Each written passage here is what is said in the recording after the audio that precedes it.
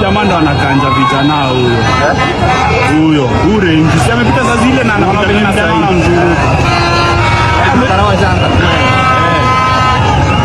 News and drama in Embu County.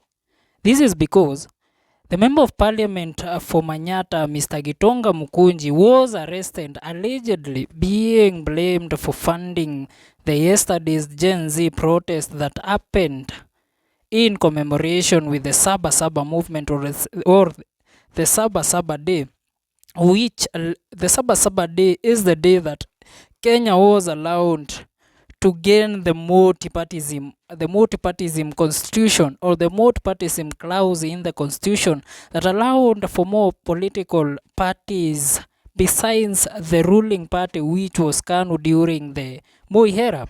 So yesterday the Gen Zs took to the street to celebrate, or in remembrance of the Sabasaba people, the Sabasaba allies who were arrested and tortured in the KANU chambers during the fight of the democracy party, the multipartyism democracy.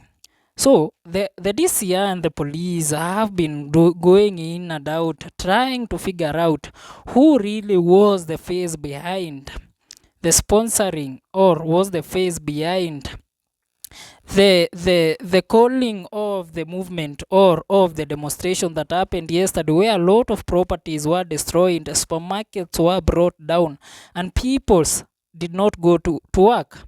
Everybody is blaming, asking peoples, why were they demonstrating?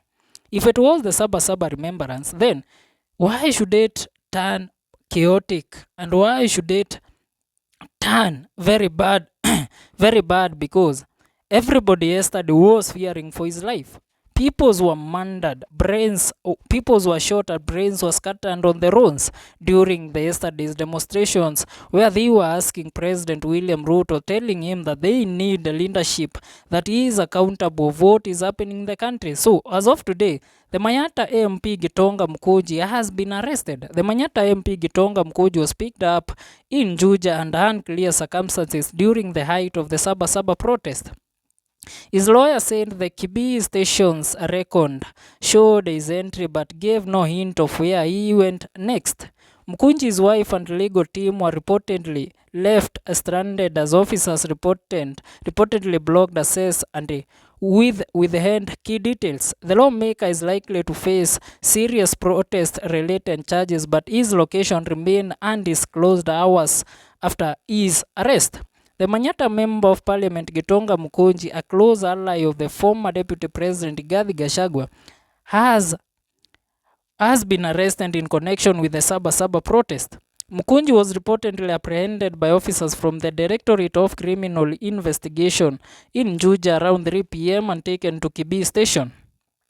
The youthful lawmaker was reportedly booked under occurrence book OB number 060707-2025. Mukunji's arrest coincided with widespread unrest and street demonstrations led by the youth across the country, including in his home county of Embu. Confirming his arrest, the MP's lawyer Dego Njiro, who spoke after visiting the station, said the arrest lacked transparency. Njiro, who was accompanied by Mukunji's wife, accused the authorities of frustrating effort to locate and assess his client. He was arrested around 1500 hours. He was booked at Kibii police station at 1553 hours via OB number 060707-2025. The OCS has confirmed that he has been picked by the DCI Juja police station. His car is currently parked at Kibii police station. His whereabouts are unknown, Njiro stated on X. He expressed concerns over the police's failure to provide clear information about the lawmaker's detention, transfer, or expected legal process. According to Njiro, the station's occurrence book only recorded Mukunji's entry but failed to indicate his release or transfer to another facility, raising alarm of the whereabouts of the lawmaker. The lawyer explained that the lawmaker was likely to be charged with inciting chaos during the protest in Embu. The OMB at Kibi police station has only captioned his entry to the station, but it has not indicated his exit from the station. The OCS has confirmed that he only booked him for the exclusive purpose of holding him. The OCS says that he is likely to face charges of incitement to violence. That's all the information in my possession.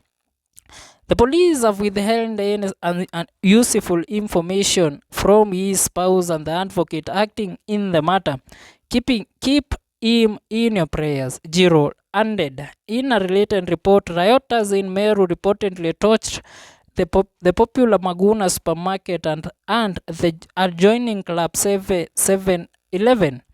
Firefighters were hindered by lack of water and hostile crowds throwing stones at emergency vehicles, even a Red Cross ambulance. Protests chattered against economic hardship, corruption, and police brutality, demanding accountability and the resignation of President William Samoei Ruto.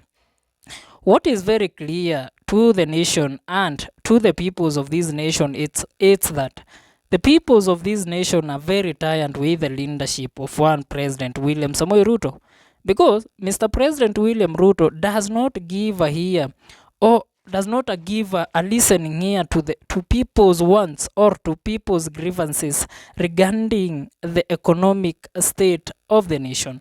We all know that the economy of the nation is struggling and everything is in higher prices. And this has led to the protests that we have been witnessing in the country of late, whereby the Gen Zs are like taking to the street every week, demanding for the resignation or demanding for the step down of one President William Samoei Ruto. And we all know that President William Samoei Ruto is not a man who will step down on power to allow those who are not satisfied with his rule to come and govern this country. President William Ruto is giving what is known as the Iron Fist rule, which was given by the KANU regime during the powers and during the great days of President Arap Torotich Moi.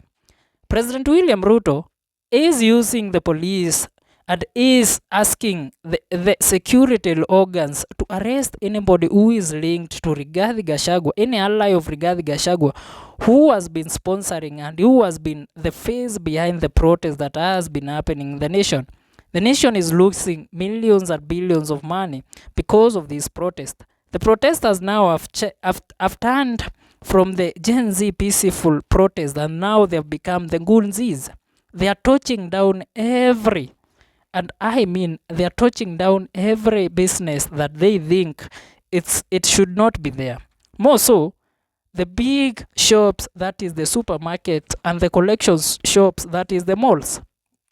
Their aim is one, to make sure that President William Ruto resigns from power so that they can go to a fresh election and keep a president who can listen to them in the position. But we all know that is not happening. For President William Ruto is a man with a very hard skin who cannot anyhow leave the position of the presidency and allow peoples to enjoy their rights freely. I would like to hear your views on this. Leave a comment on the comment section, like, share, and don't forget to subscribe to our YouTube channel. This is Janjala Mjini KE. Let's meet in our next video.